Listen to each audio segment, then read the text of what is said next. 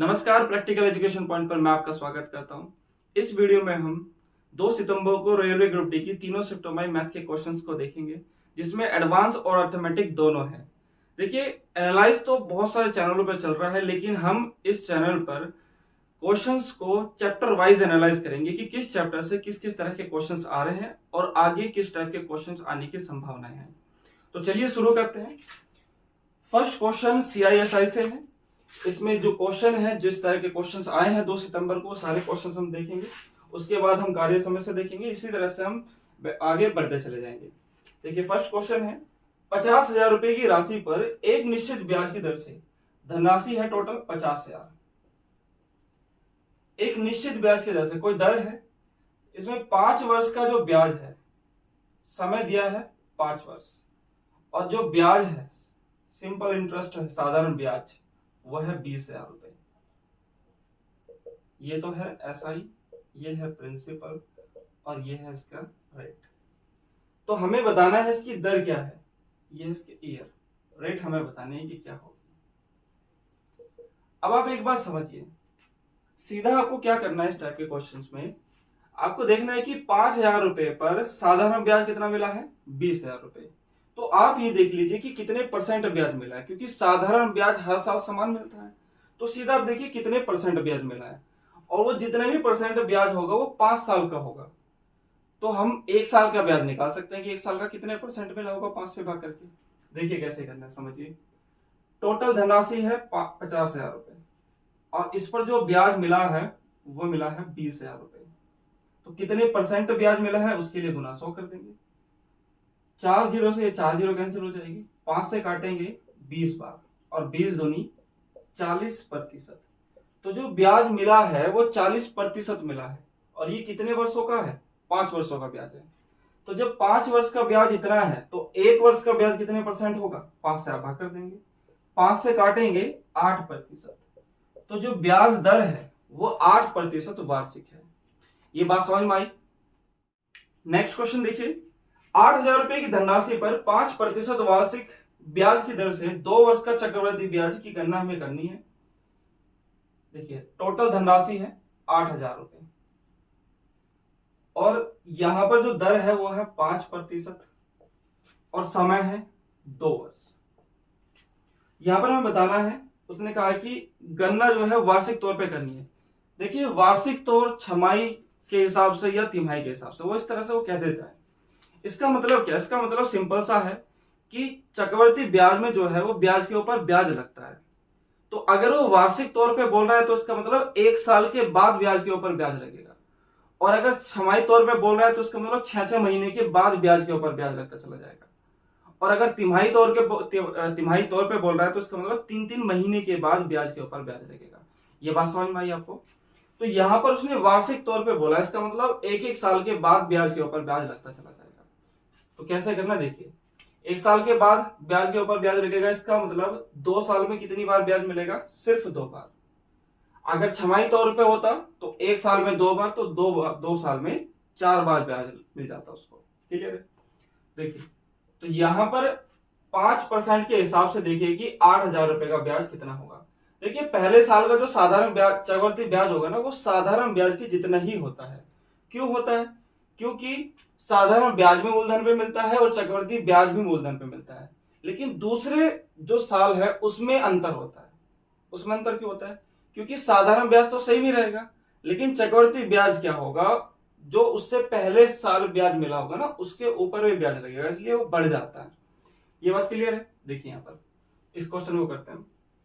1 साल का ब्याज कितना होगा, 5%। इसका 5% निकालेंगे। देखिए, करने का तरीका आप कुछ भी कर सकते हैं इस तरह से कि गुना 5/100, 5% आ जाएगा। या फिर आप ऐसा समझ सकते हैं कि किसी भी संख्या के पीछे से अगर आप 1 जीरो हटा देंगे तो वो उसका 10% आ जाएगा, और 10% को अगर आप आधा कर देंगे तो 5% आ जाएगा। तो 10% होता है 800, तो 5% कितना होगा इसका आधा, 400। तो 1 साल का ब्याज आएगा 400। अब हम बात करते हैं दूसरे साल की। दूसरे साल का ब्याज कितना होगा, दर तो हमारी 5% है दूसरे साल की भी, तो पहले इस पे पहले ब्याज लगेगा।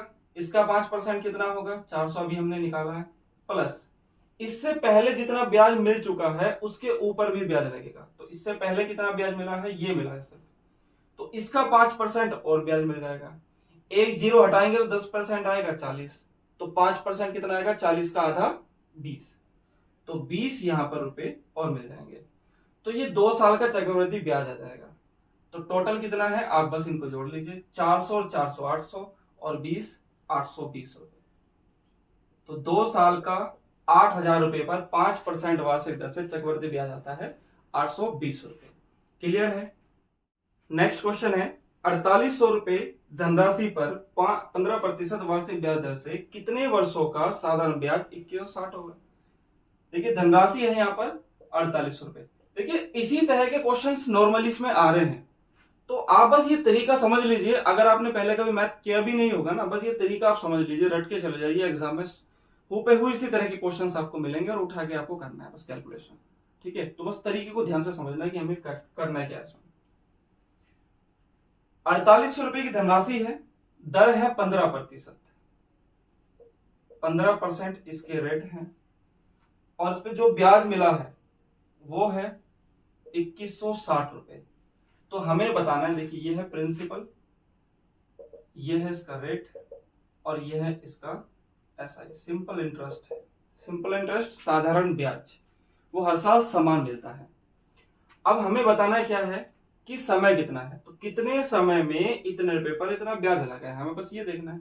तो देखिए अभी इससे पहले जो क्वेश्चन कराया था ना, जो फर्स्ट क्वेश्चन कराया था वो बिल्कुल सेम ऐसे ही था, भी दोबारा ऐसे ही क्वेश्चन आ गया है। देखिए करना क्या है, टोटल धनराशि कितनी है 4800 रुपए। देखिए ये जो है ना अलग अलग शिफ्टों में आए हुए हैं, तीनों शिफ्टों में इकट्ठे आपको करा रहा हूं।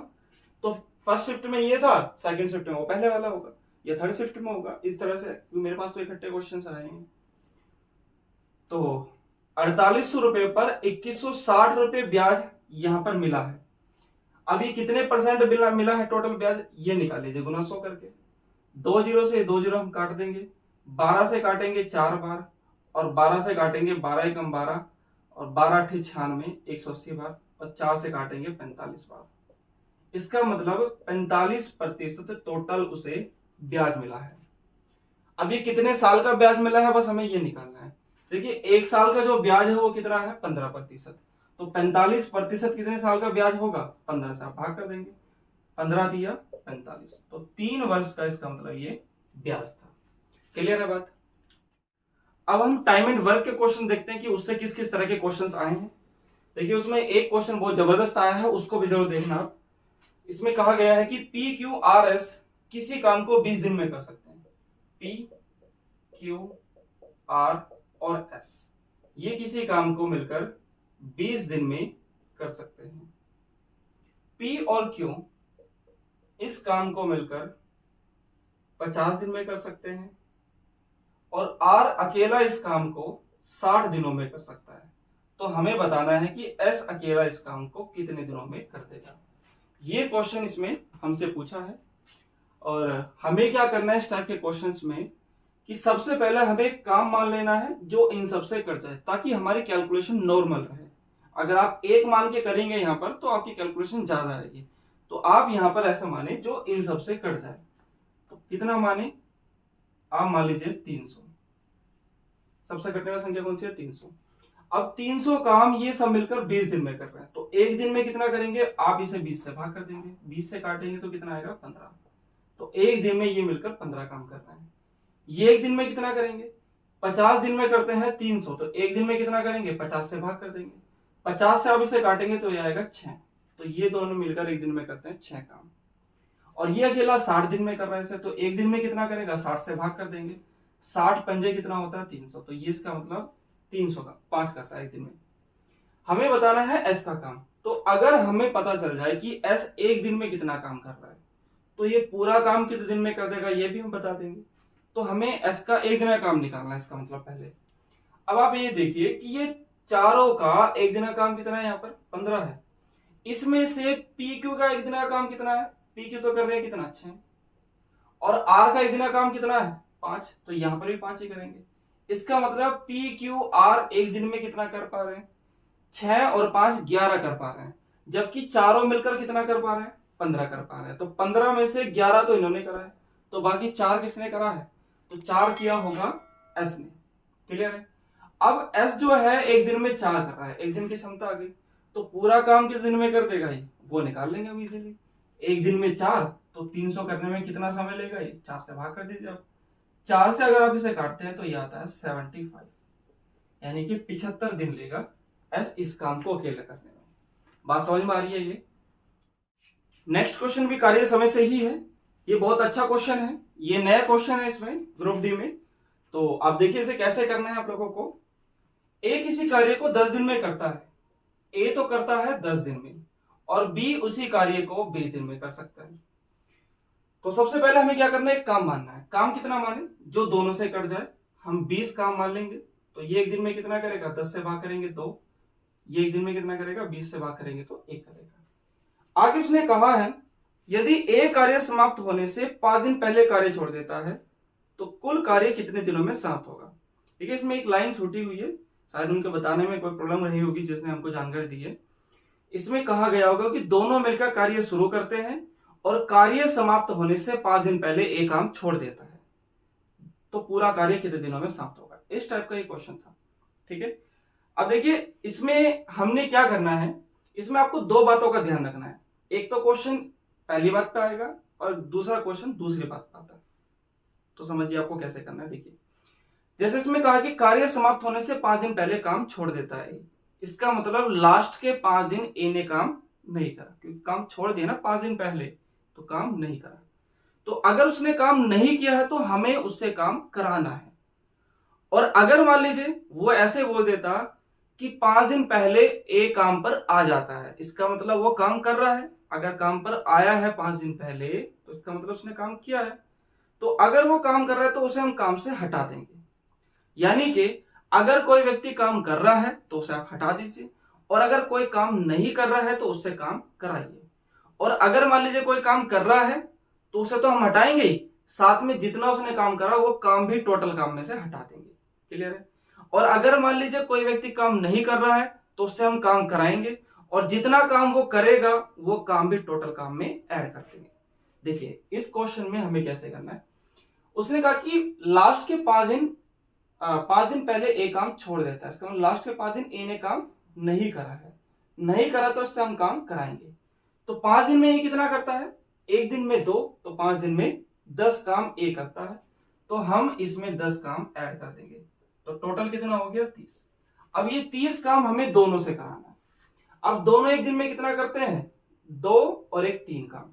जब एक दिन में करते हैं 3 तो 30 काम कितने दिन में कर देंगे, 3 से भाग कर देंगे 10 दिन। इसका मतलब पूरा जो काम है वो 10 दिन में हुआ है। बात समझ में आई आप लोगों को। नेक्स्ट क्वेश्चन वैसे तो मिश्र समानुपात से है, लेकिन कुछ किताबों में ये कार्य समय में भी आपको मिल सकता है। इसमें कहा गया है कि यदि 10 पुरुष या 20 लड़के 20 दिनों में 260 मैट बनाते हैं, मैट का मतलब चटाई बनाते हैं, तो 25 पुरुष तो 8 पुरुष और 4 लड़के 20 दिनों में कितने मैट बनाएंगे। देखिए 10 पुरुष और 20 लड़के 20 दिनों में कितने बनाते हैं, 260 पैकेट। इसका मतलब क्या है, देखो या लगाया हुआ है 10 पुरुष या 20 बच्चे। या का मतलब क्या है कि 10 आदमी लगा लो या 20 बच्चे लगा लो, काम जो है सेम ही होना है। 10 आदमी लगा लो तो भी 20 दिनों में 260 मैट बनने हैं, या 20 बच्चे लगा लो तो भी 20 दिनों में 260 मैट बनने हैं। इसका मतलब क्या है कि 10 आदमी की जो क्षमता है वो 20 बच्चों के बराबर है। तो आप यहाँ पे सीधा रख सकते हैं कि 10 आदमी बराबर होंगे 20 बच्चों के। तो यहाँ पर हम इनकी क्षमता बना सकते हैं, 10 से काटेंगे एक बार, 10 से काटेंगे 2 बार। तो ऐसे केस में आप क्या कर सकते हैं, यहाँ पर एक आदमी की क्षमता 2 बच्चों के बराबर है। आप लिखना चाहो एक लाइन बढ़ा सकते हैं अगर आपके पास टाइम है तो। सॉरी यहाँ पर 1 है, तो ऐसे केस में हमें क्या करना है, यहाँ पर 2 है तो आप इसे 2 मान लीजिए कि एक आदमी की 2 क्षमता हो जाएगी। यहाँ पर 1 है तो आप इसे 1 मान लीजिए कि एक बच्चे की क्षमता 1 हो जाएगी। 2 एकम 2, 1 दूनी 2 होगी क्षमता बराबर। यानी कि एक आदमी तो करता है 2 और एक बच्चा करता है 1, ये इनकी क्षमताएं आ गई। अब आप चाहो तो इसमें MDH बटे वर्क, MDH बटे वर्ग। ये आप फॉर्मूला इसमें लगा सकते हो। m का मतलब क्या है कि ये आदमी कितना काम कर रहे हैं। देखिए आदमी कितने हैं यहाँ पर 10। आप क्षमता रखिए टोटल की, तो एक आदमी करता है एक दिन में 2, तो 10 आदमी कितना करेंगे एक दिन में, सीधा 20 लिख दीजिए। और दिन कितने लग रहे हैं इनको लग रहे थे 20 दिन, और काम कितना था 260 काम। क्लियर है। आगे जो दूसरा स्टेटमेंट दिया है कि 8 पुरुष और 4 लड़के, 8 पुरुष और 4 लड़के मिलकर इस काम को 260 मैट कितने दिनों में बनाएंगे ये बताना। सॉरी 20 दिनों में कितने मैट बनाने ये बताना है। तो आप ये देखिए कि एक दिन में कितने बनाते हैं। एक आदमी बनाता है एक दिन में 2, तो 8 आदमी एक दिन में कितना बनाएंगे 16। एक बच्चा बनाता है एक दिन में 1, तो 4 बच्चे कितना बनाएंगे 4, तो ये सब मिलकर एक दिन में कितना बनाएंगे 20। तो यहाँ पर जो क्षमता रहेगी ना टोटल आदमियों की वो रहेगी 20, और दिन कितने हैं इनके पास 20, तो कितने मैट बनाएंगे हमें ये बताना है। W यहाँ पर हमें निकालना है। तो कैसे निकालेंगे, बस हमें कैलकुलेशन करनी है। हम ऊपर से ऊपर काट सकते हैं, नीचे से नीचे भी काट सकते हैं ऐसे केस में, तो बस कैलकुलेशन करते रहना है। 400 से ये 400, या 20 से 20, 20 से 20 आप ऐसे काट सकते हैं। W इधर जाएगा 260 इधर जाएगा, तो W की वैल्यू कितनी आती है 260, यानी कि यहाँ पर भी 260 ही मैट बनाए जाएंगे। ये बात समझ में आ गई। नेक्स्ट क्वेश्चन भी टाइम एंड वर्क से ही है। इसमें कहा गया है 20 पुरुष 6 दिन में 56 मीटर लंबी दीवार बना सकते हैं, तो 35 पुरुष 3 दिन में कितने मीटर लंबी दीवार बनाएंगे। तो सीधा आप MDH इसमें अप्लाई करिए, MDH बटे W बराबर MDH। इसमें मसाला लगाइए, मसाला का तड़का लगाइए। देखिए M का मतलब आदमी कितने हैं इसमें आदमी थे 20, और दिन कितने हैं 6, और काम कितना है इनका 56 मीटर, और आगे आदमी कितने हैं 35, दिन कितने हैं 3, और काम हमें बताना है कि इनका काम कितना होगा। ये कैलकुलेशन बस हमें करनी है, कर लीजिए। 20 7 से काटेंगे इसे, 7 की जगह आप इसे 4 से काटिए। 4 से काटेंगे 5 बार, 4 से काटेंगे, 4 से इसे मत काटिए आप, 4 से कट जाएगा क्या, हाँ 4 से कट जाएगा 14 बार। 5 से काटेंगे इसे 7 बार, और 3 से इसे काटेंगे 2 बार, और 2 से इसे काटेंगे 7 बार। तो W बराबर कितना आएगा 7 7 49, तो 49 मीटर दीवार ये बना देंगे। ये बात समझ में आई। नेक्स्ट क्वेश्चन अनुपात समानुपात से है। इसमें कहा गया है कि 3.6 3.6 और 12.1 इनका तो मध्यानुपाती निकालना है। आगे 2 और 11 इसका निकालना हमें तृतीय समानुपाती, और इनका अनुपात बताना है, इसके मध्यानुपाती और इसके तृतीय अनुपाती का अनुपात बताना है कि कितना होगा। अब देखिए पहले इसका मध्यानुपाती निकालिए। इसके लिए मैंने आपको पहले भी वीडियो में बताया था कि आप इसमें ये करिए, जैसे होता है कि फर्स्ट अनुपात सेकंड अनुपात समानुपात सेकंड, या थर्ड यहाँ पे लिख सकते हैं, और यहाँ पे फोर्थ। तो ऐसे केस में हम क्या करते हैं, अंदर अंदर की गुना बाहर बाहर की गुना कर देते हैं, यानी कि सेकंड फर्स्ट गुना फोर्थ बराबर सेकंड गुना थर्ड, ये होता है।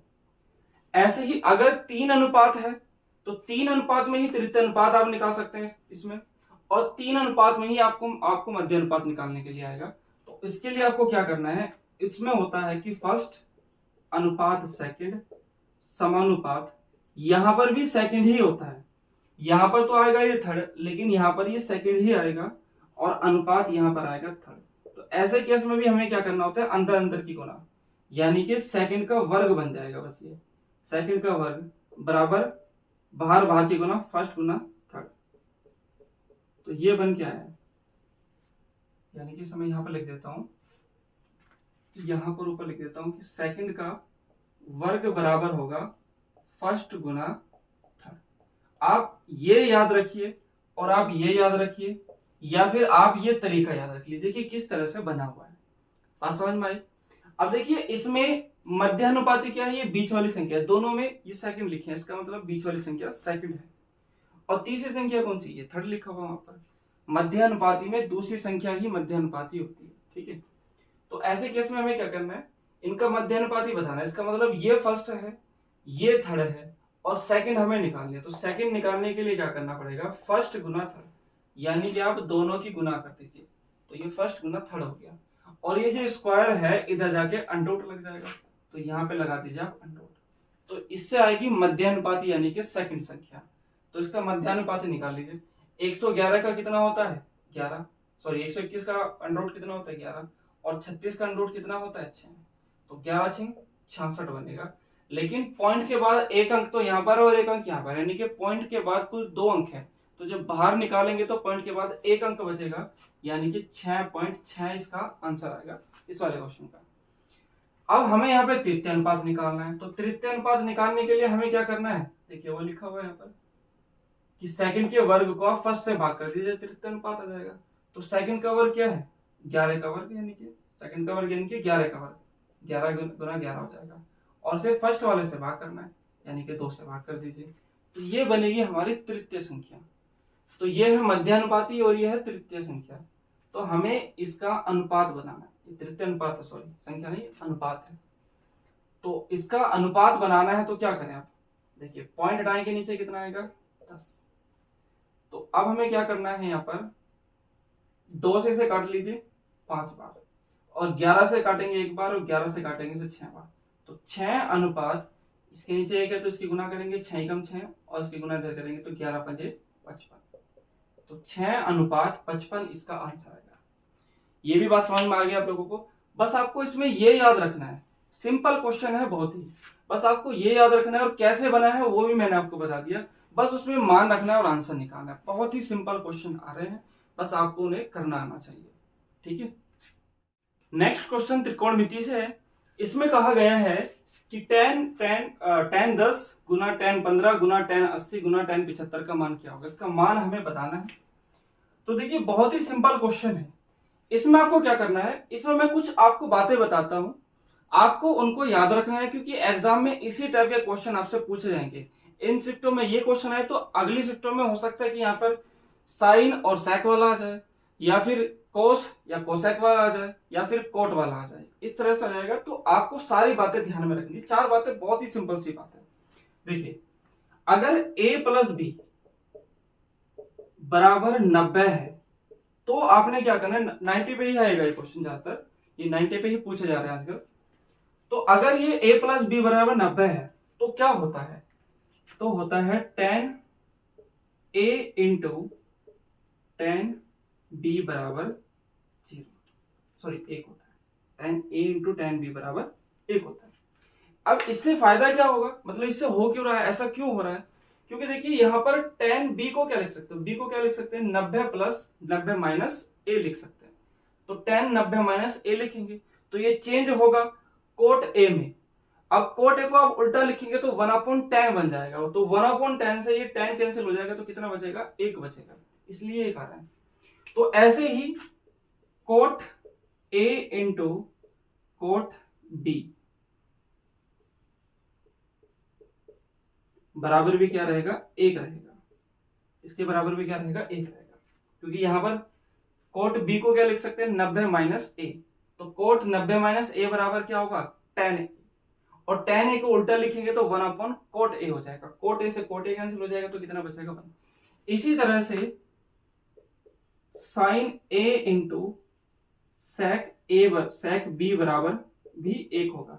यहां पर भी सेक 90 माइनस के b बनेगा, 90 माइनस के a बनेगा, चेंज करेंगे तो ये बन जाएगा कोसेक a, और कोसेक a को उल्टा करेंगे तो 1 साइन a, और साइन a से साइन a कैंसिल हो जाएगा, तो बचेगा कितना 1। इसी तरह से यहां पर कोस a इंटू कोसेक b बराबर भी कितना होगा 1। तो ये 4 बातें आपको बस ध्यान में रखनी है। अब इसमें कुछ नहीं बचा है क्वेश्चन में, आप सीधे देखिए कि a प्लस बी बराबर 90 आ रहा है कि नहीं आ रहा है। अगर 90 आ रहा है तो उसका मान हो जाएगा 1। जैसे इसको देखिए tan 10 और tan 80, इन दोनों को देखेंगे तो यहाँ पर इसका मान और इसके मान का योग कितना होगा 90 आ रहा है, तो इसका मतलब इसकी गुना कितनी होगी 1 होगी। ऐसे इसका और इसके मान दोनों मिलकर 90 बना रहे हैं, तो इनका भी मान कितना होगा 1 होगा, यानी कि 1 गुना 1 आएगा, तो बराबर कितना आएगा 1। आंसर कितना होगा 1। देखिए इस टाइप के जो क्वेश्चन है ना, उनके आंसर ज्यादातर एक ही आते हैं। तो अगर मान लीजिए आपको आंसर क्वेश्चन आ रहे हैं समझ में, तो आप उसको सॉल्व कर लीजिए, और अगर समझ में नहीं आ रहा और आप इसका आंसर लगा के आना चाहते हैं तो आप 1 पे लगा गए तो मोस्टली यही इसका आंसर होता है। समझ में बात आई। नेक्स्ट क्वेश्चन इसमें पार्टनरशिप से है।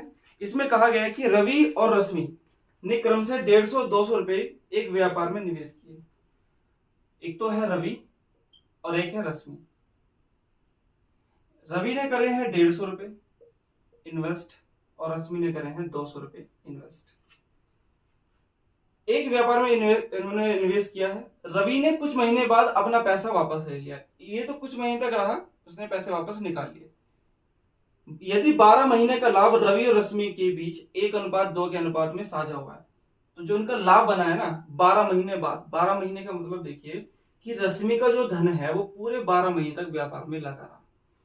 तो आपको मैंने पहले भी बताया था कि लाभ का जो अनुपात होता है वो होता है पूंजी गुना समय। ये होता है लाभ का अनुपात। तो यहां पर ये पूंजी दी है, इसमें समय की गुना करेंगे तो अनुपात बन जाएगा ये लाभ का। तो यहां पर इसका 12 महीने तक धन लगा रहा है, तो आप इसमें 12 से गुना कर दीजिए, तो ये इसका पूंजी का अनुपात, लाभ का अनुपात बन जाएगा। ऐसे इसने जितने भी महीने के लिए धन लगाया होगा इसमें उतने समय की गुना कर देंगे, तो ये भी किसका बन जाएगा, लाभ का अनुपात। और इनका जो अनुपात है वो कितना है, 1:2। ये 1:2 पर है। तो देखिए एक तो तरीका यह है कि आप यहाँ पर x मान या कैलकुलेशन करें, उसका आंसर निकाल सकते हैं।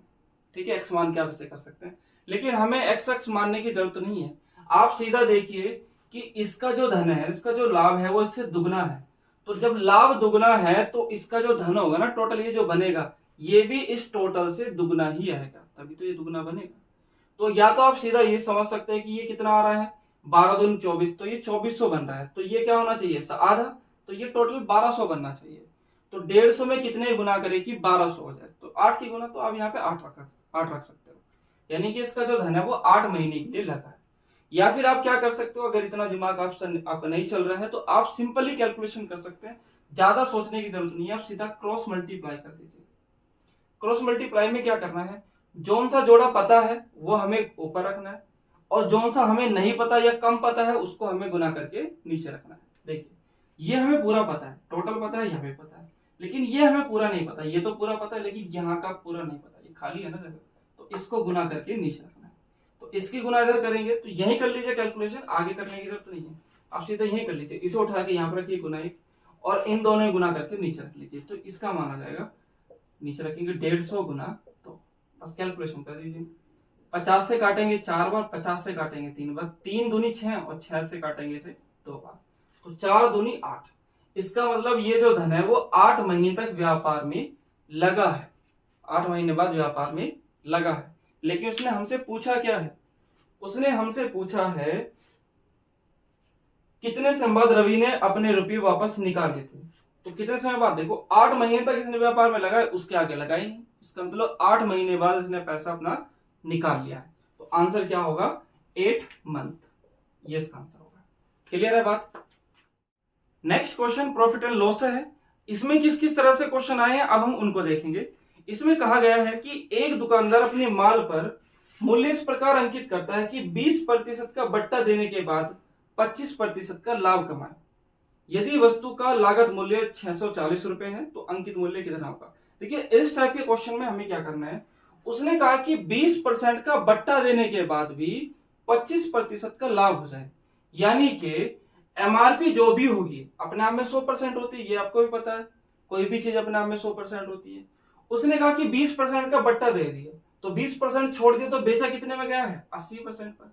तो अगर हम एमआरपी का 80% निकालेंगे तो इतने में तो बेचा जा रहा है, तो इसका मतलब क्या होगा, ये इसका सेलिंग प्राइस हो जाएगा एसपी। तो ये इसका सेलिंग प्राइस हो गया, यानी कि विक्रय मूल्य हो गया। आगे उसने कहा कि 25% का लाभ कमाता है, तो 25% का लाभ कमाता है, इसका मतलब कॉस्ट प्राइस से 25% अधिक में बेच रहा है। तो 25% अधिक यानी कि 125% में बेच रहा है, क्योंकि 100% पर तो उसने उसे खरीदा है या बनाया है, और 25% के लाभ पर बेच रहा है, यानी कि 25% ज्यादा में बेच रहा है। तो 125% में बेच रहा है, इसका मतलब ये भी क्या है, इसका सेलिंग प्राइस है, इतने में बेच रहा है। क्रय मूल्य से इतने में बेच रहा है, अंकित मूल्य से वो इतने में बेच रहा है। अब देखिए दोनों जगह वस्तु एक है और ये दोनों ही जगह क्या है, विक्रय मूल्य, तो ये आपस में बराबर नहीं होने चाहिए क्या, बराबर होने चाहिए जब विक्रय मूल्य और दोनों जगह एक ही वस्तु है। तो हमने इसको बस बराबर कर दिया। अब बस हमें कैलकुलेशन करनी है और इसमें कुछ नहीं करना है। परसेंटेज से परसेंटेज कैंसिल हो गया। आगे आप काटना चाहो काट सकते हो, नहीं काटना चाहो तो कोई बात नहीं। कि यहाँ पर 80 आप कैलकुलेशन कैसे करेंगे, यहाँ पर 80 है तो आप इसे 80 मान लीजिए, और यहाँ पर 125 है तो आप इसे 125 मान लीजिए। इससे क्या होगा, 80 गुना 125 जो भी आएगा, 125 गुना 80 आपस में क्या है, बराबर ही तो है। इसका मतलब अगर क्रय मूल्य 80 रुपए है तो अंकित मूल्य कितना होगा, 125 रुपए। जबकि उसने बोला है कि लागत मूल्य का मतलब क्रय मूल्य, कॉस्ट प्राइस कितना है, 640 रुपए, और हमारा कितना है, 80 रुपए है कॉस्ट प्राइस।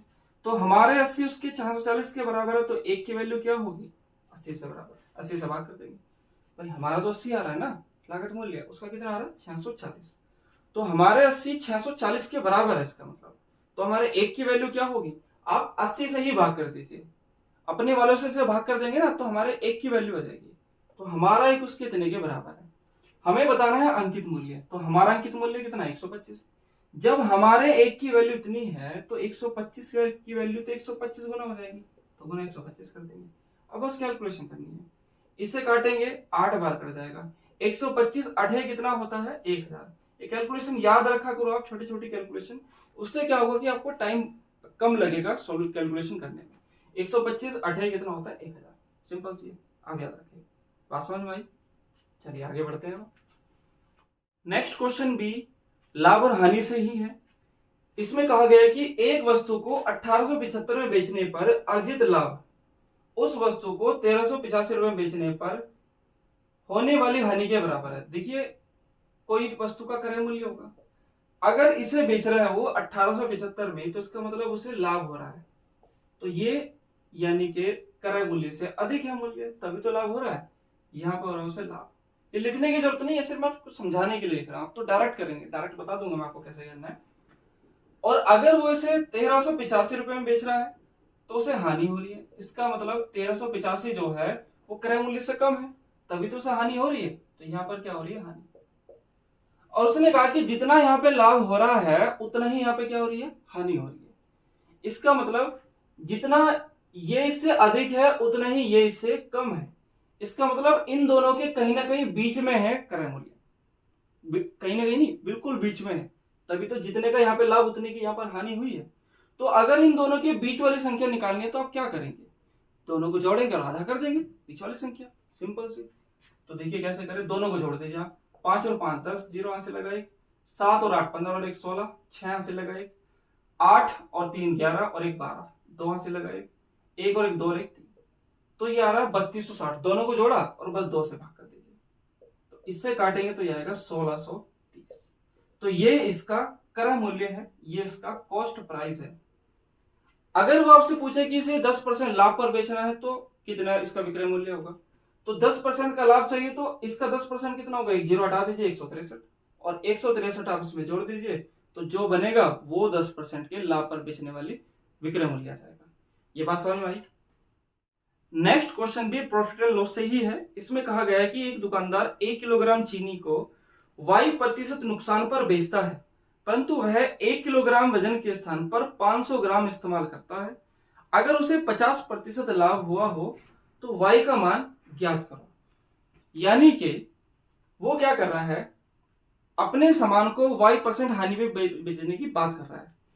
बात तो वो y% हानि पर बेचने की बात कर रहा है, ठीक है, लेकिन ओवरऑल देखा जाए तो वो 25% का लाभ कमा रहा है। तो ये कैसे कैलकुलेशन है उसको हम समझते हैं। हमने मान लिया कि 1 किलो की बात कर रहे हैं ना, तो हमने मान लिया कि 1000 ग्राम उसका 100 रुपए का आया हुआ है, ये उसका क्रय मूल्य है। अब उसने क्या कहा कि 1 किलो के स्थान पर वो 500 ग्राम सामान दे रहा है, यानी कि कोई व्यक्ति 1 किलो सामान लेने आएगा ना तो उसे कितना देगा, सिर्फ 500 ग्राम। अब 500 ग्राम उसका कितने का था, 500 ग्राम था उसका, भाई 1000 ग्राम जब 100 का था तो 500 ग्राम यानी कि आधा कितने का होगा, आधा रुपए का, यानी कि 50 रुपए का। अब ये उसका सामान 50 रुपए का था, ये रियलिटी है। भाई लोगों को तो ये पता नहीं कि वो 1 किलो दे रहा है, लेकिन उसको पता है कि मैं 500 ग्राम दे रहा हूं, जो कि उसका 50 का था। इस हिसाब से उसने क्या करा, उस पर 50% का लाभ कमा लिया। तो ये इतने का था, तो इस पर लाभ कमाएगा उसने लाभ कमाया उसने 50%, तो इसका 50% यानी कि आधा कर दीजिए इसका 25 रुपए। तो 25 रुपए का लाभ कमाया है, यानी कि ये जो सामान है उसने कितने बेचा है, 75 रुपए में। तो ये तो अंदर की बात है जो उसी दुकानदार को पता है केवल कि ये 500 ग्राम वो दे रहा है जो कि 50 रुपए का है और 75 में बेच रहा है, तो 50% का लाभ हो रहा है, ये रियलिटी में लाभ हो रहा है। लेकिन ग्राहक को क्या पता है, ग्राहक को तो ये पता है कि मैं 1 किलो लेने जा रहा हूं और 1 किलो तो 100 रुपए का आता है, लेकिन दे कितने में रहा है वो, 75 रुपए में। इसका मतलब वो दुकान ग्राहक को बता रहा है कि मैं 100 की वस्तु 75 में बेच रहा हूं, इसका मतलब हानि कितनी हो रही है उसको, 25 रुपए। ये ग्राहक को वो दिखा रहा है कि मुझे 25 रुपए की हानि हो रही है। कितने पर हो रही है, 100 रुपए पर। तो कितने प्रतिशत की हानि हो रही है, गुना 100 कर देंगे, तो 25% की हानि हो रही है, ये वो ग्राहक को दिखा रहा है। क्लियर है बात। तो यहाँ पर y का मान क्या है, 25, तो y प्रतिशत की हानि बोला था ना वो, इसका मतलब y का मान आया है 25। इसका मतलब इसमें एक चीज समझिए आप, ये कैलकुलेशन आप चाहो तो अवॉइड कर सकते हो। कैसे अवॉइड कर सकते हैं, उसने कहा है कि उस यहां से निकल के आया है कि 100 रुपए पर 25 रुपए की हानि, और 100 से अगर हम कोई भी चीज देख रहे हैं तो वो ऑटोमेटिक परसेंटेज में ही होती है। तो आप चाहो तो इस चीज को इग्नोर कर सकते हैं, सीधा देख सकते हैं कि 100 रुपए पर 25 रुपए की हानि यानी कि 25% की हानि, सीधा आप लिख सकते हैं। ये बात समझ में आई। चलिए नेक्स्ट क्वेश्चन पर आते हैं। नेक्स्ट क्वेश्चन एडवांस मैथ से है, मेंसुरेशन। मेंसुरेशन में देखिए क्या कहा उसने, एक समचतुर्भुज के विकर्ण की लंबाई। समचतुर्भुज क्या होता है, जैसे कोई वर्ग होता है ना, वर्ग के सारे जो कोने होते हैं वो 90 डिग्री के होते हैं और सारी भुजाएं समान होती है। अब इसमें भी सारी भुजाएं समान होती है, बस कोने 90 डिग्री के नहीं होते हैं। इसके जो कोण होते हैं ना वो 90 से ज्यादा या कम के हो सकते हैं। क्लियर है, लेकिन भुजाएं इसमें भी समान होती है। उसने कहा कि इसके जो विकर्ण है वो है 16 और 12। ये बड़े वाला जो है ये है 16 और ये जो छोटे वाला है ये सब मान लेते हैं 12। अब इसमें एक बात का ध्यान रखना, हमें इसमें बताना इसका क्षेत्रफल कितना है। अब इसमें एक बात का ध्यान रखना कि जो विकर्ण होता है, अगर आपको 2 विकर्ण दिया है तो इसका जो क्षेत्रफल का फॉर्मूला है उसके लिए आप क्या करेंगे, क्षेत्रफल कैसे निकालेंगे, 1/2 d1 गुना d2, d यानी कि इसका डायगोनल, इसका विकर्ण, दोनों विकर्णों की गुना करके बस आधा कर दो, क्षेत्रफल आ जाएगा। सिंपल सी बात है, दोनों विकर्णों की गुना करो, आधा कर दो। ठीक है, देखिए दोनों विकर्ण कितने हैं, एक तो है 12 और एक है 16, दोनों गुना करिए और आधा कर दो। सिंपल, 2 से काटेंगे 6 बार और 16 से कितना होता है 96 सेंटीमीटर स्क्वायर, ये इसका आंसर आ जाएगा। बात समझ में आई। नेक्स्ट क्वेश्चन देखिए, नेक्स्ट क्वेश्चन में कहा गया है कि एक बेलन के वक्र पृष्ठ का क्षेत्रफल 440 वर्ग सेंटीमीटर है। देखिए वक्र पृष्ठ का जो क्षेत्रफल है वो है 440 सेंटीमीटर स्क्वायर, ये है। और जो इसकी परिधि है, आधार की जो परिधि है वो है 44 सेंटीमीटर। परिधि है इसकी, इधर लिख देता हूं परिधि, यहां पे लिखता हूं, परिधि है 44 सेंटीमीटर। तो हमें बताना है कि इसका आयतन कितना होगा। अब आयतन का जो तरीका होता है, आयतन अगर हमें निकालना है, आयतन होता है, बेलन का जो आयतन होता है वो होता है पाई r स्क्वायर h, ये होता है, यानी कि आधार का क्षेत्रफल गुना ऊंचाई, आधार का क्षेत्रफल गुना ऊंचाई, ये होता है। अब इसमें हमें मान रखना है। देखिए मान कैसे रखेंगे, वक्र पृष्ठ का होता है फॉर्मूला 2 पाई r, ये आपको याद होने चाहिए। सिंपल क्वेश्चंस आ रहे हैं, सीधा फॉर्मूले पे आ रहे हैं, कोई घुमाने फिराने वाले क्वेश्चन नहीं आ रहे हैं। तो आपको फॉर्मूला अगर याद होंगे ना तो आप इन क्वेश्चन को बहुत ही इजी से तरीके से कर सकते हो। ठीक है, बस तरीका आपको बताना चाहिए। 2 पाई r h ये होता है, ये होता है 440 के बराबर। ठीक है, अब देखिए 2 पाई r ये क्या है, परिधि है, या सीधा आप यहां से मान निकाल सकते हैं, या फिर आप सीधा समझ सकते हैं कि 2 पाई r का मतलब क्या होता है, परिधि। ठीक है, तो यहाँ पर इसकी वैल्यू क्या है, 44 है, तो 44 आप यहाँ पर रखेंगे, इससे भाग कर देंगे आप, तो h की वैल्यू क्या आएगी, 440/44। तो h की वैल्यू क्या निकल के आई यहाँ से, 10 सेंटीमीटर, ये तो आई है h की वैल्यू। यहां से आप आर की भी वैल्यू निकाल सकते हैं, क्योंकि परिधि का मान क्या होता है 2 पाई आर, और ये किसके बराबर है 44 के। टू यहां से पाई का मान रखेंगे 22/7, और आर का मान हमें यहां से निकालना है, बराबर में क्या है 44। 22 दूनी 44, और 2 से ये 2 कैंसिल हो गया एक बार, तो आर की वैल्यू कितनी आती है 7। अब एच की वैल्यू आई है 10 और आर की वैल्यू आई है 7 सेंटीमीटर। बस ये दोनों मान उठा के हमें पुट करने हैं, इसका आंसर आ जाएगा। बहुत सिंपल क्वेश्चन है, बस फॉर्मूले आपको याद होने चाहिए, ठीक है, चाहे वो आपको प्रैक्टिकली फॉर्मूले याद हो या फिर आपको रटे हुए हो, पर याद होने चाहिए। अब इसमें मान रख दीजिए बस उठाकर, पाई का मान है 22/7, आर का मान है कितना 7, तो 7 गुना 7 हो जाएगा, और एच का मान कितना है 10, इससे इसकी ये कट जाएगा, तो 22 सतह कितना होता है 154, और 1 जीरो पीछे लग जाएगी, तो ये सेंटीमीटर क्यूब में आ जाएगा इसका आयतन 1540। बात समझ में आई आप लोगों को। नेक्स्ट क्वेश्चन में देखिए, बेलन से ही है, बेलन के ऊपर ही है। इसने कहा गया कि बेलन की त्रिज्या 7 सेंटीमीटर है और बेलन की जो ऊंचाई है वो है 24 सेंटीमीटर। हमें बताना है बेलन का संपूर्ण पृष्ठ कितना है। तो संपूर्ण पृष्ठ का फॉर्मूला आपको पता होना चाहिए, सीधा मान रखना है, फॉर्मूले में आंसर आ जाएगा। संपूर्ण पृष्ठ का जो क्षेत्र फॉर्मूला होता है वो होता है वक्र पृष्ठ प्लस जो उसका आधार का क्षेत्रफल होता है ना, उसको 2 गुना करके उसमें जोड़ दीजिए। बस ये चीज है, प्रैक्टिकली समझोगे ना तो बहुत इजी है। आगे मैं जब यहाँ पे आपको पढ़ाऊंगा ना, पूरा टॉपिक पूरा चैप्टर आपको कराऊंगा, तब उसमें एक एक बात आपको प्रैक्टिकली समझाऊंगा। ये सारे फॉर्मूले जितने भी है बहुत ही इजी, आपको रटने की जरूरत नहीं पड़ेगी, आपके माइंड में पूरी की पूरी इमेज बन जाएगी। जैसे अगर बेलन हम कर रहे हैं ना, बेलन का चैप्टर हम कर रहे हैं, तो पूरा बेलन आपके माइंड में ऐसे घूमेगा ना 3D आकृति की तरह, ताकि सारी चीजें सारी कैलकुलेशन आपके माइंड में चलती रहेगी वो सब, ठीक है। तो संपूर्ण पृष्ठ का जो फॉर्मूला होता है वो होता है 2 पाई आर एच प्लस आर, ये होता है, ठीक है। ये सब आपको बना के दिखाए जाएंगे, समझाए जाएंगे प्रैक्टिकली। फिलहाल तो हम इसे बस रट लेते हैं और इसका मान इसमें रख के आंसर निकाल लेते हैं। तो 2 पाई का मान कितना है 22/7 रखेंगे हम, 22/7, और h प्लस आर दोनों को जोड़ दीजिए, 24 और 7 कितना होता है 31। अब बस कैलकुलेशन करनी है, और r का मान भी तो है इसमें, r का मान आप यहाँ पे रख लीजिए, आगे पीछे कैसे रख लीजिए, कोई प्रॉब्लम वाली बात नहीं है इसमें।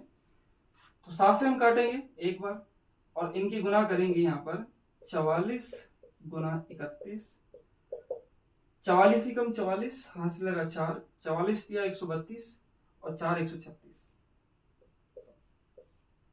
1364 सेंटीमीटर स्क्वायर, ये इसका आंसर आएगा। बात समझ में आई। नेक्स्ट क्वेश्चन देखिए, नेक्स्ट क्वेश्चन में कहा है कि एक आयत की लंबाई और चौड़ाई का अनुपात, लंबाई और चौड़ाई का जो अनुपात है वो है 3:1, और इसका जो परिमाप है वो है 48 सेंटीमीटर। तो आयत की चौड़ाई हमें बतानी कि क्या होगी। तो परिमाप उसने दिया है 48 सेंटीमीटर, 48 सेंटीमीटर। अब देखिए परिमाप क्या होता है, आयत का परिमाप क्या होता है, परिमाप चाहे किसी का भी हो, परिमाप होता है कि बाउंड्रीज का जो योग होगा ना उसी को हम परिमाप बोलेंगे, बाउंड्री को जोड़ना है। अब देखिए लंबाई क्या होगी, ये लंबाई है तो इसमें लंबाई 2 बार जुड़ेगी, और चौड़ाई क्या है ये भी क्या होगी 2 बार, यानी कि आप लंबाई चौड़ाई को जोड़कर उसे डबल कर दीजिए तो ये सारी चारों तरफ की भुजाओं का योग आ जाएगा, यानी कि इसका परिमाप आ जाएगा। तो हमारे हिसाब से परिमाप कितना आएगा, ये 3, ये 1, ये भी 3, ये 1, तो सबको जोड़ेंगे कितना आएगा 8। तो हमारे हिसाब से जो परिमाप आ रहा है ना वो आ रहा है 8, जबकि आना कितना चाहिए 48। तो हमारे 8 48 के बराबर, तो 1 की वैल्यू कितनी होगी 6। अब 6 गुना बढ़ाना है। देखिए अगर ये योग के हिसाब से है, देखो सबको जोड़ा ही तो है ना, तो ये योग के हिसाब से है। जो नेक्स्ट क्वेश्चन है उसमें वो गुना के हिसाब से है, तो दोनों में अंतर आपको पता चल जाएगा कि आपको कैसे कैलकुलेशन करनी है। आप चाहो तो यहाँ पर x मान के कर सकते हो, x मान के करोगे तो आपको 10 सेकंड एक्स्ट्रा ही लगेगी, कम नहीं लगेगी। लेकिन अगर आप डायरेक्ट करने की कोशिश करेंगे ना तो आपको टाइम कम लगेगा, उसमें आपको कोई चित्र नहीं बनाना है, सीधा देखिए 4 और 1 5, सॉरी 3 और 1 4, 4 दूनी 8, 48 के बराबर, तो 1 की वैल्यू कितनी होगी 6, 6 गुना बढ़ा लीजिए, 6 कम 6 36 18, 18 हो जाएगी इसकी लंबाई, चौड़ाई हो जाएगी 6, सिंपल। देखो 6 गुना बढ़ानी है, हमें चाहिए चौड़ाई, 6 गुना बढ़ा लीजिए, 6 कम 6 6 सेंटीमीटर। अगर वो लंबाई पूछता तो ऐसे बढ़ा लेते 36 18 18 सेंटीमीटर, ठीक है। आप चाहो तो इनके साथ एक्स लगा के भी अपना टाइम खराब कर सकते हो, बात समझ में आई। लेकिन मेरे हिसाब से आपको टाइम वेस्ट नहीं करना चाहिए, आपको डायरेक्ट सीखना चाहिए, ठीक है। फिलहाल आपको जैसे मर्जी वैसे कर लीजिए, क्योंकि एग्जाम फिलहाल आपके सर पे है, तो आप इसमें टाइम वेस्ट ना करें ज्यादा, आप सीधा ही ये तरीका समझिए, आप कम से कम समय में इस क्वेश्चन को कर पाएंगे।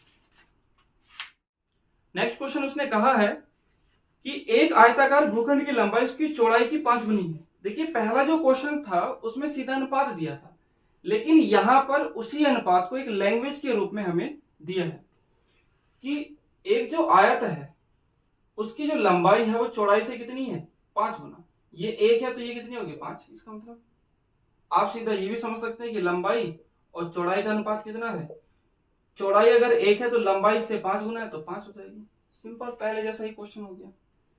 आगे उसने कहा है कि इसका जो क्षेत्रफल है वो है 2000 वर्ग सेंटीमीटर, ये इसका क्षेत्रफल है, क्षेत्रफल।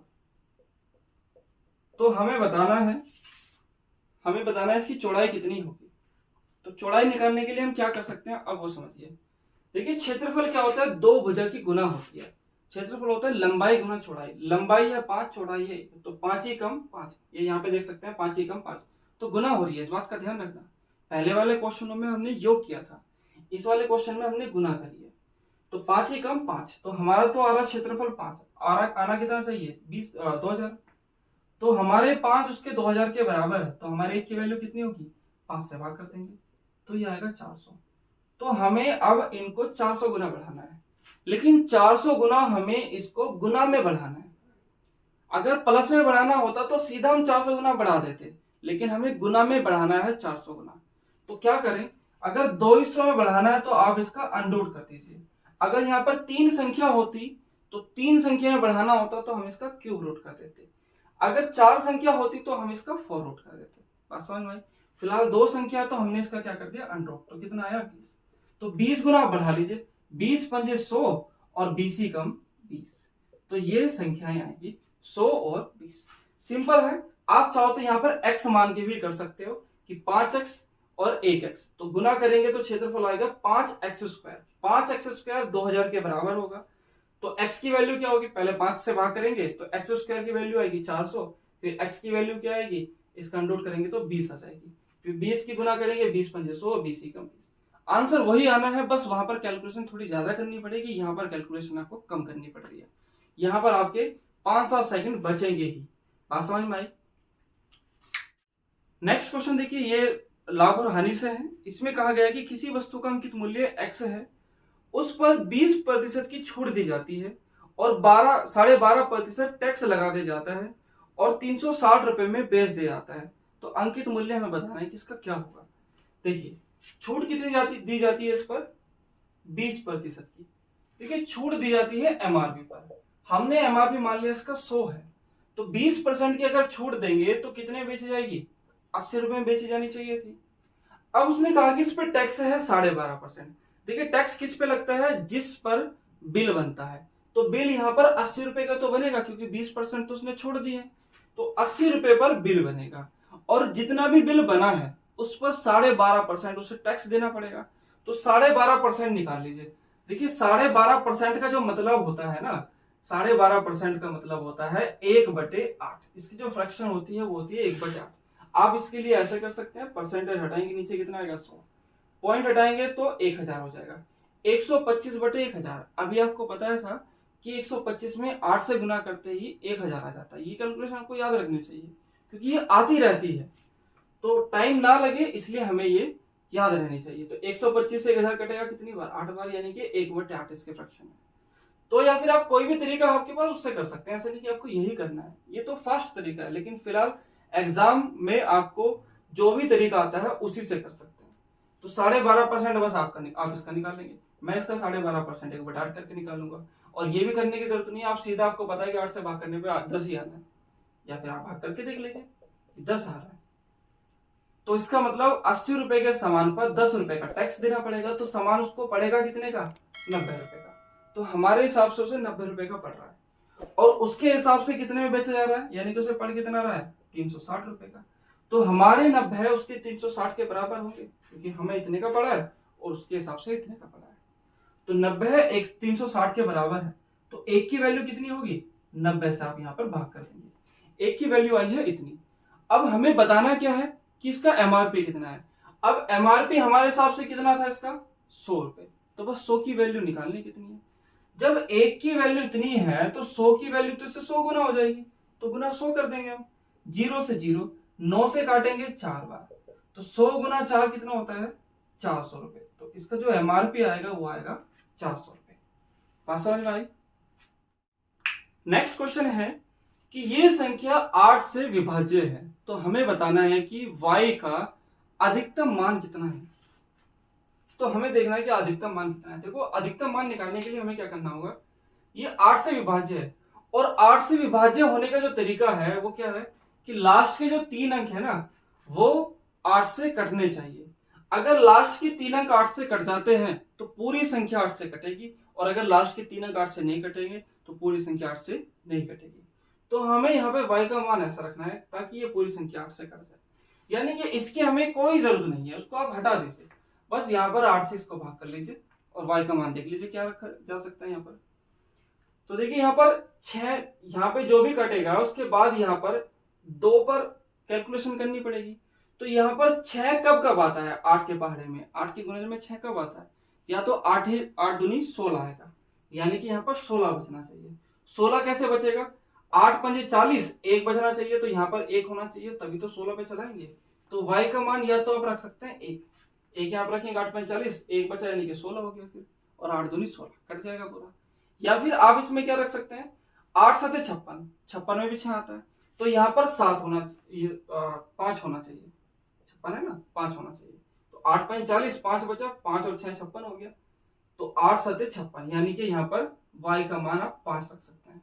देखिए कितना जोड़ के आया, ये 4 जोड़ के, तो 4 इसमें एक बार और जोड़ के कैलकुलेशन कर सकते हैं, यानी कि 5 और 4 9, तो 9 रख के भी यहाँ पर y का मान ये संख्या 8 से डिवाइड हो सकती है। देखो 9 रखेंगे तो 8 निम 8 छिंग 48, 1 बचेगा यानी कि 16 बचेंगे फिर, तो 8 दूनी 16 पूर्णतः कट जाएगा। यानी कि यहाँ पर y का मान क्या क्या संभव है, 1 5 9। अब इसके ऊपर वो क्या क्या पूछ सकता है, वो या तो आपसे ये पूछेगा कि y के मान कौन कौन से संभव है। तो संभव कौन से हैं इसमें, 1 5 और 9, ये 3 मान संभव है। अगर उसने पूछा कि कितने मान संभव है तो कितने हैं, 3। अगर वो पूछेगा कि सबसे बड़ा मान कौन सा है y का, 9। सबसे छोटा मान पूछा तो 1। अगर तीनों संभावित मानों के योग उसने पूछ लिया है तो योग क्या होगा, सबको जोड़ लीजिए, 9 और 5 14 और 1 15, तो संभावित मानों का योग कितना होगा, 15 होगा। तो किसी भी तरह का इसमें क्वेश्चन अगर बनता है तो आप उसे इजीली कर सकते हैं कि नहीं कर सकते, कमेंट करके बताइए आप। बात समझ में आई ये वाली। चलिए नेक्स्ट क्वेश्चन है एलसीएम एचसीएफ से है। इसमें कहा गया है कि वह बड़ी से बड़ी संख्या ज्ञात करे जिससे 158 और 285 को भाग करने पर 158 और 285 को भाग करने पर क्रम से बचे शेष कितना, 4 और 5। इससे तो शेष बचे 4 और इससे शेष बचे 5। ये बात उसने बोली है। अब देखिए हमें बड़ी से बड़ी संख्या निकालनी है कि अगर उससे हम इनको भाग करें तो इतना इतना शेष बचे, इसको भाग करने पर 4 शेष बचना चाहिए। इसका मतलब यह है कि अगर इसमें से 4 हम हटा दें तो उससे पूर्णतः कट जानी चाहिए, तो 4 घटा दीजिए, कितना आएगा 154, ये आएगा। ऐसे इसको अगर हम उससे भाग करेंगे तो 5 शेष बचना चाहिए, तो अगर हम इसमें से 5 घटा देंगे तो उस संख्या से पूर्णतः कटनी चाहिए, तो 5 इसमें से माइनस कर देंगे तो 280 बचेगा।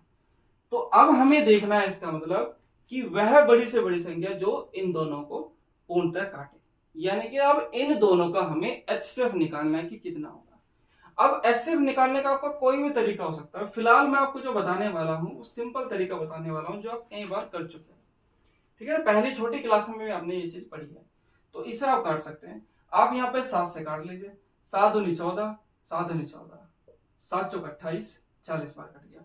इसे आप 2 से काट लीजिए, 2 से काटेंगे 11 बार आ जाएगा ये, और 2 से काटेंगे तो ये आ जाएगा 20 बार। अब देखिए आगे कोई ऐसी संख्या नहीं जो दोनों को काट सके, जो इसको काटेगी वो इसको नहीं काटेगी, जो इसको काटेगी वो इसको नहीं काटेगी, तो इसका मतलब और आगे इसमें कोई कॉमन नहीं आने वाला है। तो कॉमन कौन से थे? सिर्फ ये थे, बस इन्हीं की गुणा कर दीजिए, 7 दूनी 14। तो जो इसका HCF आएगा वो कितना आएगा? 14। यानी कि 14 एक वो सबसे बड़ी संख्या है जिससे अगर आप इनको भाग करेंगे तो 4 और 5 ही से बचेगा। बात समझ में आई कि नहीं आई है? एक ये क्वेश्चन आया सिंप्लीफिकेशन का, बहुत ही आसान क्वेश्चन है, बस इसमें हमें इसको वर्गमूल करना है। तो वर्गमूल कैसे करेंगे समझिए।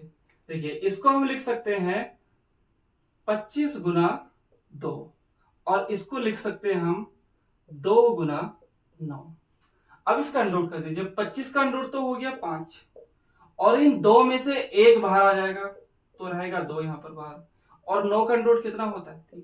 बस इसकी कैलकुलेशन कर दीजिए, 5 दूनी 10 और 10 दिया 30, तो इसका जो आंसर होगा, जो इसका वर्गमूल होगा वो कितना होगा? 30 होगा। क्लियर है? नेक्स्ट क्वेश्चन भी सिंप्लीफिकेशन से है, इसमें फ्रैक्शन वाला चैप्टर है उससे है ये। इसमें हमें बस फ्रैक्शन हटा के, ये जो इनके ऊपर बार लगे हैं ये हटा के इसको फ्रैक्शन में बना के जोड़ना है, सिंपल ये करना है। तो जोड़ेंगे कैसे? देखिए इसमें हमें क्या करना है, देखिए बार हटाएंगे और ये पॉइंट हटाएंगे तो क्या होगा? अगर यहां से हम बार हटाएंगे तो बार कितनों के ऊपर है? बार है यहाँ पर 2 संख्याओं के ऊपर, तो जितनी संख्याओं के ऊपर बार है उतने तो लगाएंगे हम नीचे 9, उतने बार लिखेंगे हम नीचे 9, और बार से लेफ्ट में और पॉइंट से राइट में जितने अंक है उतने लगाएंगे यहाँ पर 0। तो बार से लेफ्ट में कितने अंक है? 1, और पॉइंट से राइट में कितना है? 1 अंक है। अगर 1 अंक है तो 1 लगा दीजिए 0। अब यहां से बार हट गया और पॉइंट हट गया, और इसके साथ साथ आपको एक काम और करना है, बार जिसके ऊपर है ना आप उसको ऐसे छुपा लीजिए, और जो पॉइंट है उसको भी छुपा लीजिए, हटा दीजिए। अब इसके बाद जो भी संख्या बच रही है उसको इस पूरी संख्या में से माइनस कर दीजिए। तो कितना बचा है? सिर्फ 7 बचा है, तो ऊपर से 7 माइनस और कर दीजिए, तो ये कितना आएगा? 787 में से 7 घटाएंगे तो 780 बचेगा, और बटे कितना है? 990 ये आएगा। वैसे ही सेम इसमें करना है। देखिए बार कितने के ऊपर है? 2 के ऊपर है, तो 2 तो आएंगे नीचे 9। बार से लेफ्ट में और पॉइंट से राइट में कितना है? सिर्फ 1 अंक है, तो यहां पे लगाएंगे 1 0। अब बार वाले को छुपा लीजिए, उसके बाद पॉइंट को इग्नोर कर दीजिए, तो क्या संख्या नजर आ रही है? 08 नजर आ रही है। 08 का मतलब क्या होता है? 8 होता है, तो 8 इसमें से माइनस कर दीजिए। तो इसमें से 8 माइनस करेंगे तो ये आएगा 868 बटे 990। अब बस इसको जोड़ना है। जोड़ने का तरीका आपको जो भी आता हो उससे कर सकते हैं। तो फिलहाल मैं इसको डायरेक्ट जोड़ रहा हूँ, 990 नीचे आ गया और ऊपर वाले डायरेक्ट जुड़ जाएंगे। यहाँ पर 8 और 0 8 आ गया, 6 और 8 14, हासिल लगा 1, 8 और 7 15 और 1 16, ये आएगा। आप इसे आगे ऑप्शन के हिसाब से काट सकते हैं। ऑप्शन के हिसाब से कैसे काटेंगे? 2 से काट लीजिए, ऊपर 2 से काटेंगे 8 बार और 2 से काटेंगे 24 बार, तो 824 ऊपर आएगा, और 2 से नीचे काटेंगे तो ये आएगा 2 चौक 8, 2 9 18 और 2 पंजे 10, तो 824 बटे 495 इसका आंसर आएगा। बाकी ऑप्शन के हिसाब से आप मैनेज कर सकते हैं कि ऑप्शन किस तरह से इसमें आया हुआ है। बात समझ में आई? नेक्स्ट क्वेश्चन एडवांस मैथ से है। इसमें कहा गया है कि एक मूल 4 माइनस 2 अंडर 5 है, ये है पहला मूल, यानी कि हमने इसको अल्फा मान लिया। तो हमें बताना है कि वह समीकरण कौन सी है। तो समीकरण हमें बताने की क्या बनेगी इससे। देखिए आपको पहले ही बताया गया था इससे पहले वीडियो में कि आपको 2 मूल दिए जा रहे हैं। देखो ये क्वेश्चन जो है ना लगभग हर शिफ्ट में आ रहा है, तो तरीका सिंपल है, सर तरीका एक ही है जो सब में लगना है, बस आपको पता होना चाहिए वो तरीका। वो तरीका क्या है? ऐसे अगर मूल दिए हैं तो आपको इसमें बस एक इक्वेशन से कंपैरिजन करनी है, x square minus alpha plus beta यानी कि मूलों का योग into x plus alpha into beta यानी कि मूलों का गुणनफल बराबर कितना होगा? 0। कई बार हमें मूलों का योग पूछेगा कोई इक्वेशन देके, उससे हम कंपैरिजन कर लेंगे, और कई बार हमें मूल देगा वो, हम ये मान इसमें रख के इसका आंसर निकाल लेंगे कि इक्वेशन क्या बनेगी। बात समझ में आई? अब देखिए यहाँ पर 2 मूल है, यहाँ पर क्या है? सिर्फ 1 मूल। तो 1 मूल अगर दिया है तो दूसरा मूल कैसे निकालेंगे? बीटा का मान कैसे निकालेंगे? बीटा का मान निकालेंगे। देखिए जहां पर अंडर आपको मिलेगा, अंडर जरूर मिलेगा इसमें, तो जहां पर अंडर मिलेगा ना उससे आगे अगर माइनस है तो प्लस वाला बनाकर दूसरा मूल निकाल लीजिए, और अगर प्लस वाला है तो माइनस बना के निकाल लेंगे। देखो कैसे, 4 प्लस 2 अंडर रूट 5, ये इसका दूसरा मूल हो जाएगा। अब हमें मूलों का योग निकालना है, तो अल्फा प्लस बीटा, तो मूलों का योग निकालेंगे कैसे, दोनों को जोड़ दीजिए। जब जोड़ेंगे तो ये प्लस का है ये माइनस का, ये कैंसिल हो जाएगा, तो सीधा 4 और 4 कितना हो जाएगा, 8 हो जाएगा। क्लियर है। ऐसे अगर मूलों का गुणनफल पूछेगा अल्फा इंटू बीटा, तो दोनों की गुना करेंगे, 4 minus 2 under root 5 into 4 plus 2 under root 5। देखिए हमेशा इसमें एक फॉर्मूला बनता है ये वाला कि ए स्क्वायर माइनस बी स्क्वायर बराबर होता है ए प्लस बी इंटू ए माइनस बी। ये फॉर्मूला इसमें मैक्सिमम बार बनता है। मैक्सिमम क्या, ये समझ लीजिए हर बार यही बनेगा आपके इसमें। तो ऐसे आपको दो मिलेंगे इस तरह से, तो इनकी गुना करके देखेंगे तो ये इस तरह से आएगा। तो बिल्कुल सेम ऐसे ही है यहाँ पर, एक बार माइनस में एक बार प्लस में, तो जब गुना करेंगे तो ये ए स्क्वायर माइनस बी स्क्वायर बन जाएगा। तो इसकी गुना कर दीजिए, ए स्क्वायर यानी कि 4 का वर्ग कितना होता है 16, माइनस बी स्क्वायर का मतलब इस पूरे का वर्ग, तो 2 का वर्ग 4 और 4 पंजे 20, इसका वर्ग करेंगे तो 4 हो जाएगा, और इसका वर्ग करेंगे तो ये 5 रह जाएगा, तो 4 पंजे 20 हो जाएगा। तो ये कितना आएगा माइनस के 4। तो अल्फा इंटू बीटा यानी कि मूलों का जो गुणनफल है वो कितना आ रहा है माइनस के 4, और जो मूलों का योग है वो कितना आ रहा है 8। उठा के मान बस इसमें पुट करना है, आंसर आ जाएगा आपका। देखो कैसे, x square minus alpha plus beta यानी कि मूलों का योग कितना है 8, तो 8 इंटू एक्स, और अल्फा इंटू बीटा यानी कि मूलों का गुणनफल कितना है माइनस के 4, तो यहाँ पे माइनस के 4 रखेंगे और बराबर कितना आएगा 0। तो ये इक्वेशन बनेगी, और ये जिस ऑप्शन में मिलेगी वही ऑप्शन इसका राइट होगा। बात समझ में आई आपको। ये आपको जो इसका ये फ्रेम है, ये इसके जो इक्वेशन है ये आपको याद रखना है। क्लियर। इसी के ऊपर डायरेक्ट क्वेश्चन बन रहे हैं। Next question mixture and allegation से है। इसमें कहा गया है कि 80 लीटर के मिश्रण में दूध और पानी का अनुपात 3:1 है। देखिए टोटल जो मिश्रण है वो कितना है 80 लीटर का, और इसमें दूध और पानी का जो अनुपात है वो है 3:1 ये है। आगे उसने कहा कि इसमें कितना पानी और मिलाया जाए ताकि अनुपात 2:3 हो जाए। इसमें पानी कितना मिलाया जाए, मिलाना क्या है, इसमें पानी मिलाना है, वाटर इसमें ऐड करना है ताकि अनुपात हो जाए 2:3। ये इसने पूछा हमसे। तो क्या करें, देखिए सिंपल क्वेश्चन है, देखो कैसे करना है। अब आप एक बात समझिए, हमने इसमें पानी ऐड करना है, तो पानी ऐड करेंगे तो पानी की जो क्वांटिटी होगी वही तो चेंज होगी। क्या दूध की भी क्वांटिटी चेंज हो जाएगी? दूध की मात्रा तो सेम ही रहेगी ना, क्योंकि दूध थोड़ी बढ़ाया है ना ही निकाला है। तो दूध की मात्रा दोनों में क्या होनी चाहिए, इक्वल होनी चाहिए। जबकि दूध यहाँ पर कितना है 3 और यहाँ पर कितना है 2, तो बस हमें क्या करना है, इसको इक्वल करना है। तो इक्वल कर लीजिए, कितने पे इक्वल करेंगे 6 पर, इसको 6 बना लीजिए, इसको भी 6 बना लीजिए, 3 और 2 से कटने वाली संख्या। इसको हमने 2 गुना बढ़ाया, तो अनुपात का रूल होता है कि अगर आप एक संख्या को बढ़ा रहे हैं तो दूसरी संख्या को भी उतने ही गुना बढ़ाना पड़ेगा। तो 2 गुना, तो इसे भी 2 गुना 2 हो जाएगा।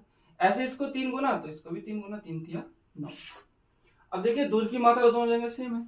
अब पानी देखो यहाँ पर 2 है, यहाँ पर कितना हो गया 9, तो कितना बढ़ा है 7। तो ये हमारे हिसाब से 7 है, लेकिन रियलिटी में कितना बढ़ा है अब हम वो देखते हैं। देखिए उसने कहा कि टोटल जो मिश्रण था वो कितने लीटर का था 8 लीटर का, पहले 8 लीटर का था।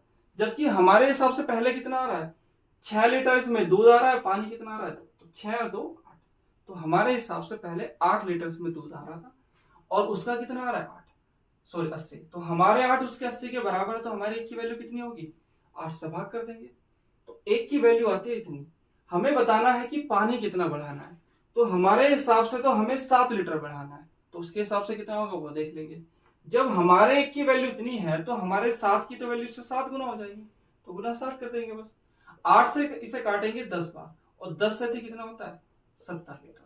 इसका मतलब इसमें जो पानी ऐड करना है हमें वो 70 लीटर ऐड करना है। बात क्लियर है आप लोगों को? अगर समझ में आई ना बात तो आप कमेंट करके जरूर बताएं।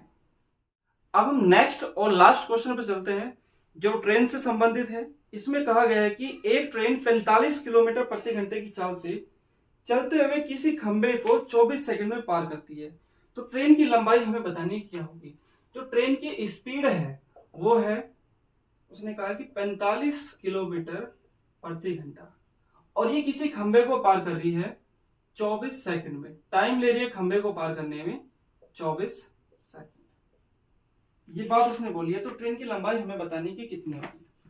अब आप एक बात समझिए, ट्रेन चाहे वो किसी खंबे को पार कर रही हो, तो खंबे को पार करने का क्या मतलब है, खंबे से बस जो अपनी लंबाई है ना, जैसे ट्रेन की लंबाई है, उसको अपनी लंबाई खंबे से आगे निकालनी है, खंबा पार हो जाएगा। यानी कि खंबे को अगर पार करनी है तो ट्रेन को सिर्फ अपनी लंबाई चलनी पड़ती है और अपनी ही चाल से, क्योंकि खंबे की तो कोई चाल होती ही नहीं है, वो तो फिक्स होता है। यानी कि देखिए, अगर ट्रेन को किसी खंबे को पार करना है या किसी पेड़ को पार करना है या किसी खड़े हुए व्यक्ति को पार करना है, तो उसे सिर्फ अपनी लंबाई ही आगे बढ़ानी पड़ती है और अपनी ही चाल से वो आगे बढ़ेगी। ये बात समझ में आ गई।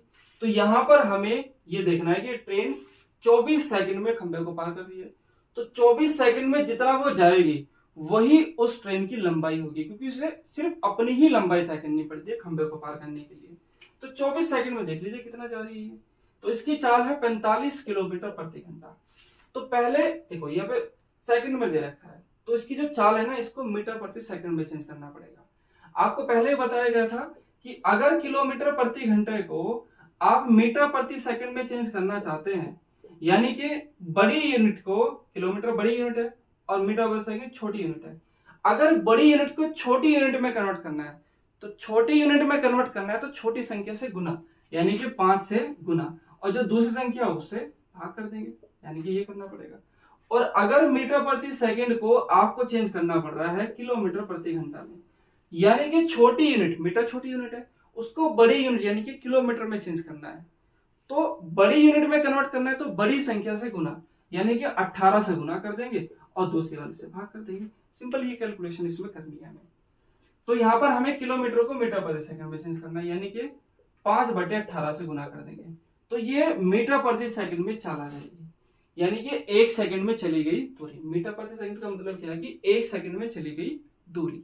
आप चाहो तो इसमें चाल बराबर दूरी बटा समय वाला भी फॉर्मूला लगा सकते हैं, लेकिन मैं फॉर्मूले से नहीं कराता हूं, मुझे आदत नहीं है फॉर्मूले से कराने की, मैं प्रैक्टिकल ही समझा के बताता हूं और वो इजीली समझ में आ भी जाएगा जब आप उसको अच्छे से समझने की कोशिश करेंगे तो।